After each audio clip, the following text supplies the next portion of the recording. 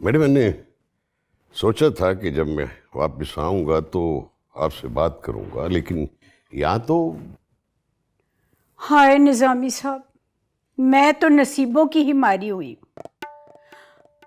आप देखें, आपने सारी दुनिया देखी है। जैसे मैं इन लड़कियों को रखती हूँ, कोई रखता है भला? और फिर इन्हीं में से एक उठकर मुझे जहर देकर मारने की कोशिश करे। आप ईमान से बताएं, ये कोई इंसाफ है? नहीं नहीं मैडम, मेरा दिल नहीं मानता। सुंबल, सवेरा, बेबी, ये सब के सब बहुत समझदार लड़कियां। हाँ, इन्हीं में से कोई एक जरूरत से ज्यादा समझदार हो गई है। ये नहीं सोचती कि यहां से निकल के जाएंगी कहाँ, रुलेंगी सड़कों पे। नहीं नहीं मैडम, नहीं, इनमें से कोई नहीं हो सकता। कातिल हमेशा वो होता है जिसे कत्ल से फायदा हो। मेरा तो दिल ही उठ गया जी। मैं तो बड़े साहब को कहूंगी कि मुझे तो हज करने मक्का भेज दें। बस जाऊंगी, रोऊंगी, गुनाहों की माफी मांगूंगी। यहां रहूंगी तो हराम मौत मारी जाऊंगी। नहीं, मेरा मतलब है वो सुंबल कहीं दिखा ही नहीं दे रही। बस आपके जाने के बाद जरा उदास हो गई थी। मेरा ख्याल है दिल लगा बैठी है आपसे।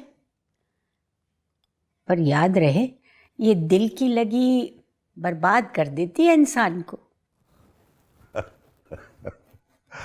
हाँ, याद आया। आप जाने से पहले आपने मुझसे कहा था कि मैं कोई हिसाब करके आपको बताऊंगी। अरे निजामी साहब, हिसाब क्या, आपने उंगली रख दी, बस चीज आपकी हो गई। अब किसी की क्या मजाल कि उसकी तरफ आंख उठाकर भी देखे।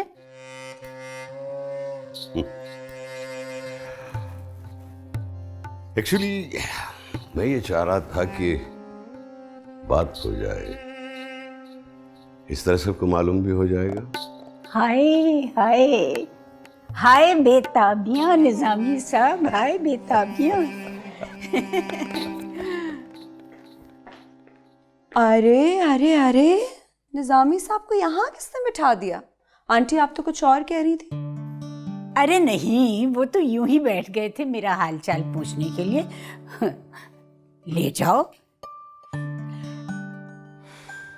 असल में क्या है, आंटी ने कहा है कि निजामी साहब को गैरों की तरह ट्रीट नहीं करना। घर के बंदे हैं, ड्राइंग रूम में नहीं बिठाना, रूम में लेके जाना है।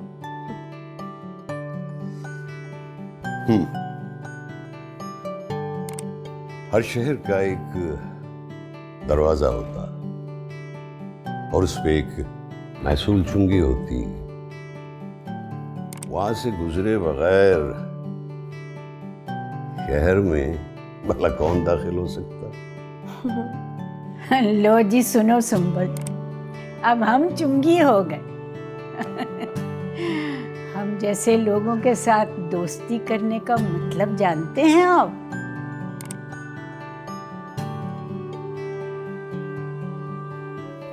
जानता हूं, इतनी उम्र गुजर गई,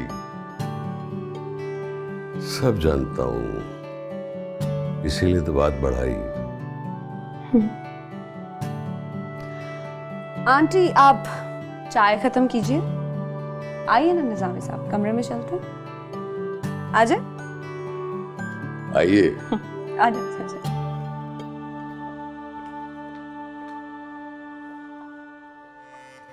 हम्म